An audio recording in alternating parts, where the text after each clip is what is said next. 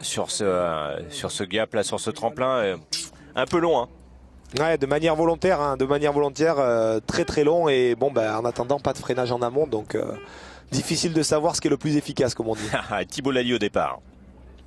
Voilà, bien propre, bien dynamique, un pilote qu'on connaît beaucoup moins, qui est moins présent sur le milieu international et même de par le passé au niveau national, mais très dynamique. On le voit sur le vélo, sur la piste et sur le vélo, très bien posé, des enchaînements qui sont rythmés, beaucoup de placements de vélo.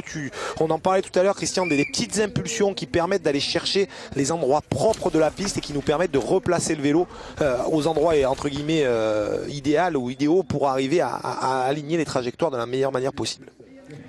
Du team Addiction Downhill. Voilà, la descente c'est sûrement sa drogue.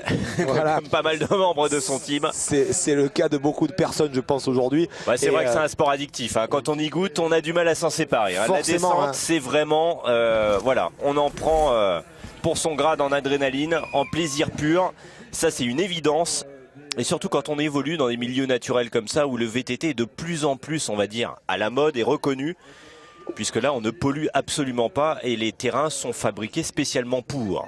Ouais, on vient de voir Thibaut qui vient de perdre le grip de la roue avant dans une courbe assez rapide, hein. Il a sorti le pied, il a réussi à récupérer la trajectoire, et malgré tout, hein, on le disait, il fait un très très beau run, hein. Il reste très bien posé, il a un peu moins de 5 secondes de retard, mais je le vois bien quand même placé sur la machine et faire un très très beau run. Alors ça manque d'un peu d'intensité, il a refait un très beau placement là dans cette courbe là, donc c'est juste une histoire de rythme, mais le pilotage malgré tout reste magnifique. Reste 12 pilotes sur ces championnats de France pour décerner le titre. J'aime bien ce bruit de roulement, hein. Ouais, alors bruit de roulement, c'est plutôt le bruit des roues qui frappent sur les rochers. C'est sûr. Parce que vu la vitesse à laquelle il roule, forcément là, le matériel subit pas mal de contraintes.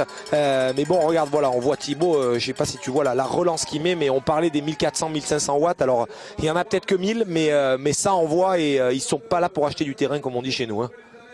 Allez, la fin du parcours pour Thibault Lalli. Il attaque, hein. Là il attaque. Et c'est sûrement le temps de référence à l'arrivée.